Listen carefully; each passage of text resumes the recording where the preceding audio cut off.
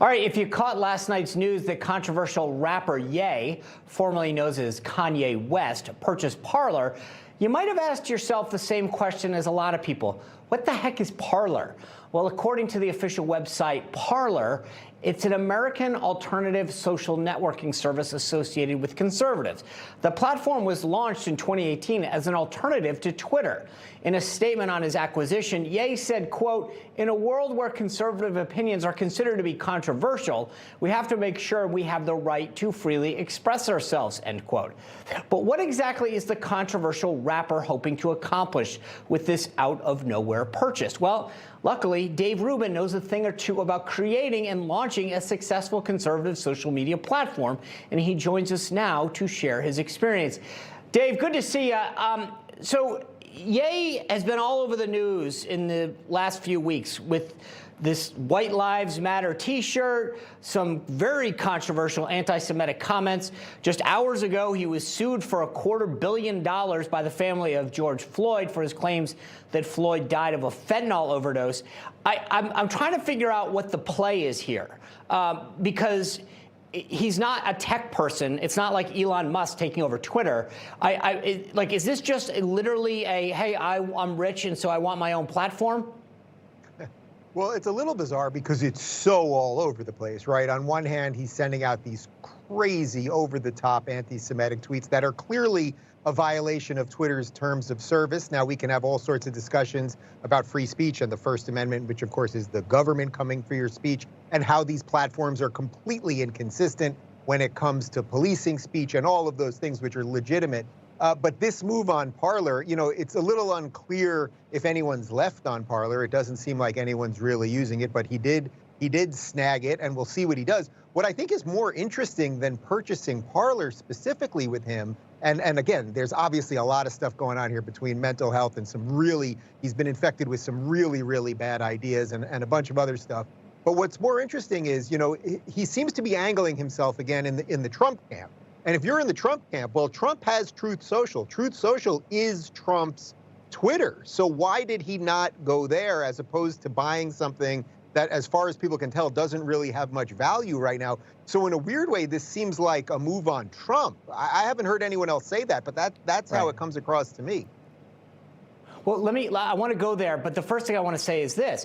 If you're Parler and he's saying all this anti-Semitic stuff, and I was, maybe 6 months ago, I would have said, oh, Kanye's on Parler, let me go check out Parler. Right now, I don't want to be associated with it, do I? Because I don't want to look like an anti-Semite. So 6 months ago, maybe a year ago, I might have said, oh, Kanye's on it, let me go check it out. Right now, do you want to even be associated with this, even logging into it? Because you're now associating yourself with all of this crazy anti-Semitic stuff that he's saying. Well, that's what's also so bizarre about it, because, you know, if he had just put out some innocuous tweet, you know, his statement there and the statement by Parler, in essence, that conservative thought is being censored. I don't know that there's anyone that has been more outspoken about free speech online than me. I'm definitely in the top 1% on that, let's say, and I started Locals to do that, a tech company Locals, which we then merged with Rumble, and I would say we're at the forefront of defending a free and open internet. But wild, crazed accusations that when you're grouping people together as opposed to speaking about people as individuals, those obviously are racist sentiments. Now, again, we can have the discussion. I believe that more speech is better. I believe that sunlight is the best disinfectant. And, you know, is Twitter probably doing a bit of a butterfly effect here and making him bigger by booting him? Or they didn't actually boot him, they temporarily suspended him. I guess now he's back. Those are all the issues that we all have to figure out. But I think your point is right. It's like, well, wait a minute. You say all these crazy things, and then you buy this thing that doesn't really have any traction, and the guy that you're always telling everyone you love has his own site. Why aren't you helping him? Again, Twitter, Truth, and Parler, in effect, are the exact same thing. Well, here's the thing, too. This is where I wanted to kind of go in a little different angle than what you're bringing up. But Elon Musk says, now who knows what day it is? So it's Tuesday, so he doesn't want to buy Twitter anymore. Wednesday he will. But when he does want to buy Twitter on Wednesdays and Fridays, he's saying that he's already, you know, he said the other day he talked to Kanye, and what's in his heart is whatever, and he wants to bring Trump back. So if Elon buys it, then he wants Twitter to be a home for everybody. As you point out, Truth Social is a place for everybody. Getter is a place for everybody. I just don't see the home for Parler right now. It sort of had gone into the back. And I don't understand what the play is here, because no, it's there an odd as move. you point out, you got Truth Social, you got Getter, and if you're Kanye and you want to play the Trump lane, it's already full. It's an odd move, and unless there is some tech there that we don't know about, but I don't think there is. I've been told it's pretty rudimentary tech. And by the way, I know some of the people that still work at Parler and are at Parler, and they're perfectly fine people. But we're talking about the strategy behind acquiring a site that allows you to speak freely. Well, again, then you move over perhaps to Truth or to Getter, or you just wait it out with Elon. But as you said, every 5 minutes he's kind of changing his mind on this thing.